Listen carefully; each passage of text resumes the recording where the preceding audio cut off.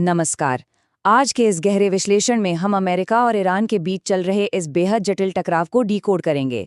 ये मुद्दा सिर्फ दो देशों का आपस का झगड़ा नहीं है, बल्कि पूरी दुनिया की इकोनॉमी एक बेहद पतले समुद्री रास्ते पर आकर अटक गई है। तो चलिए, बिना वक्त ज़ाया किए सीधे इस भू राजनीतिक कशमकश की गहराइयों में उतरते हैं। सबसे बड़ा सवाल जो इस पूरे विषय से निकलकर सामने आता है वो ये है कि क्या गल्फ यानी खाड़ी देशों का ये संकट एक भयंकर ऑल आउट वॉर की तरफ बढ़ रहा है या फिर आखिर में किसी कूटनीतिक समझौते पर आकर रुकेगा। ये एक ऐसा सवाल है जिसका जवाब हर देश जानना चाहता है। इस चर्चा में हम 6 मुख्य बिंदुओं पर बात करेंगे। पहला, अमेरिका और ईरान का टकराव। दूसरा, पाकिस्तान की भू राजनीतिक उपयोगिता। तीसरा, स्ट्रेट ऑफ हॉर्मुज की स्ट्रेटजी। चौथा, वैश्विक आर्थिक प्रभाव। पांचवा, जियोपॉलिटिकल विजेता और हारने वाले। और आखिर में भारत का कूटनीतिक रुख।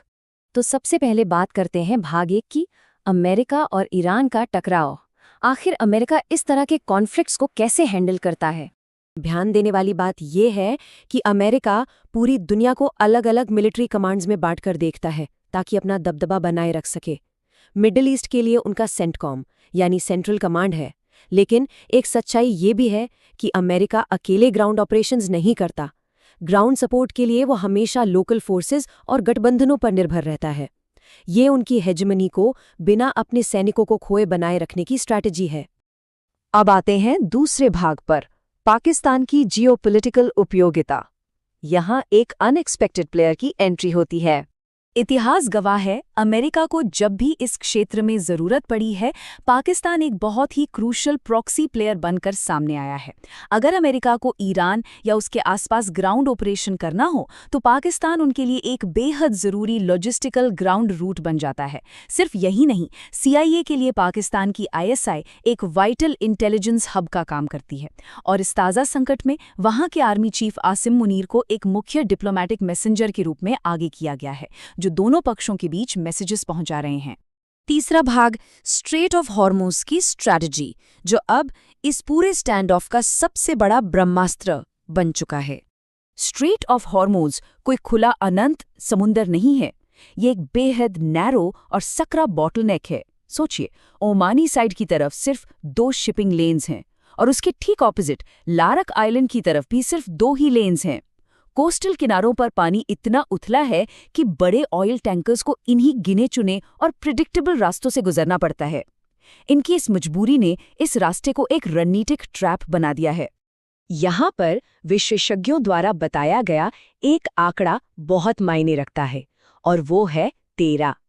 इस पूरे घेराबंदी वाले इलाके में खर्ग और अबू मूसा जैसे करीब 13 प्रमुख आइलैंड्स हैं जो इस रास्ते पर डायरेक्ट कंट्रोल रखते हैं। और ज्योग्राफी का यही सबसे बड़ा एसिमेट्रिक एडवांटेज ईरान के पास है।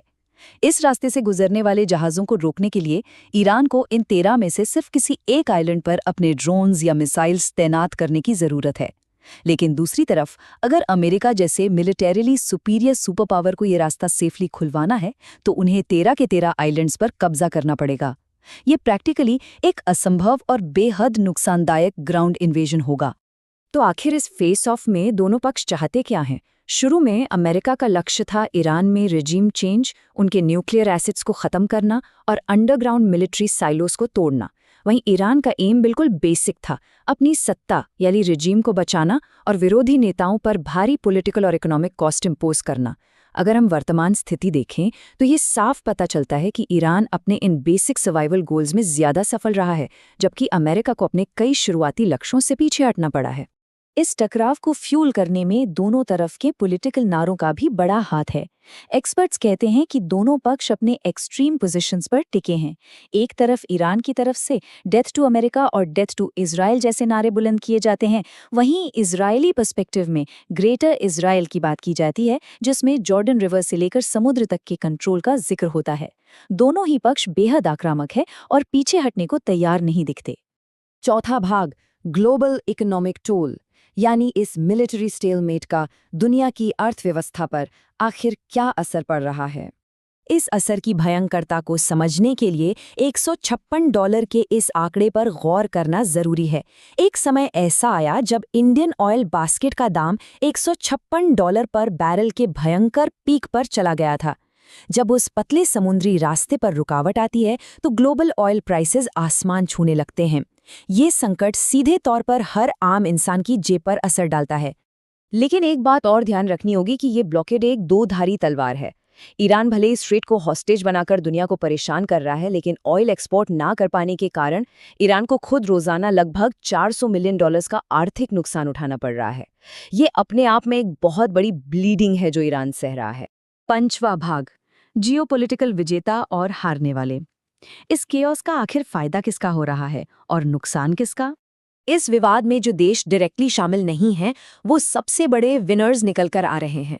चाइना को देखिए, उसने सस्ता तेल खरीदना शुरू कर दिया है और खुशी खुशी अमेरिका के ग्लोबल इन्फ्लुएंस को कमजोर पड़ते हुए देख रहा है। रशिया को हाई ऑयल प्राइसेस का फायदा मिल रहा है और दुनिया का ध्यान यूक्रेन से हट गया है। वहीं इजराइल ने भी इस समय का काफी हद तक इस्तेमाल अपने आसपास के खतरों को डिग्रेड करने में किया। और लूजर्स कौन है?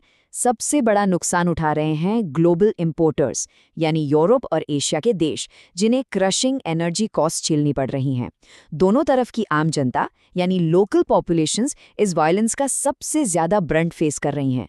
और यूनाइटेड स्टेट्स के लिए ये एक बेहद बड़ा सेटबैक है, क्योंकि दुनिया के आगे उनकी इनविंसिबल इमेज और ग्लोबल हेजेमनी दोनों पर एक बहुत ही गहरा डेंट लगा है। इस खतरे की स्केल को समझने के लिए एक और चौंकाने वाला आंकड़ा है, 3600। विशेषज्ञों के मुताबिक ईरान ने यूएई की तरफ करीब 3600 प्रोजेक्टाइल्स फायर किए थे। इसका सीधा सा मतलब है कि ये टेंशन सिर्फ समुद्र तक सीमित नहीं है, इसने आसपास के सभी गल्फ राष्ट्रों की शांति और सुरक्षा को हिलाकर रख दिया है। आखिरी और छठा भाग, भारत का कूटनीतिक रुख। इस वॉलेटाइल माइनफील्ड में भारत किस तरह नेविगेट कर रहा है?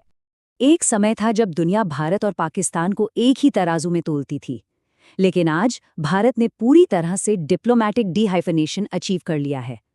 आज भारत दुनिया की चौथी सबसे बड़ी इकोनॉमी है, G7 का परमानेंट इन्वाइटी है और एक बेहद स्टेबल डेमोक्रेसी है।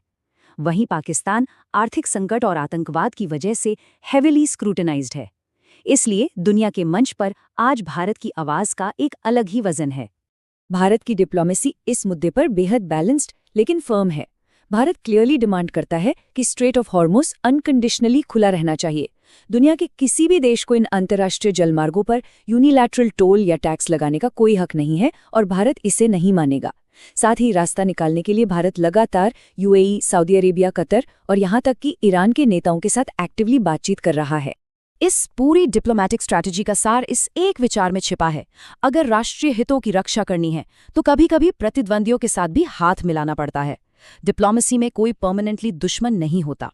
ये सोचना दिलचस्प होगा कि क्या आने वाले वक्त में भारत अपनी आर्थिक जरूरतों और ट्रेड रोड्स को बचाने के लिए चाइना जैसे राइवल्स के साथ मिलकर किसी कलेक्टिव अप्रोच पर काम करेगा? तो चलिए इस विश्लेषण को इस चुभौते हुए सवाल के साथ यहाँ रोकते हैं। अगर कूटनीतिक कोशिश नाकाम रही और ये ब्लॉकेड लंबा चल गया, तो क्या अंत में आकर भारत को अपने व्यापारिक मार्गों को खुद सुरक्षित करने के लिए वहां अपनी नौसेना यानी नेवल फोर्सेस को डिप्लॉय करना पड़ेगा? इस बारे में जरूर सोचिए। उम्मीद है इस चर्चा से आपको इस जटिल मुद्दे पर एक क्लियर और गहरी समझ मिली होगी। जुड़ने के लिए बहुत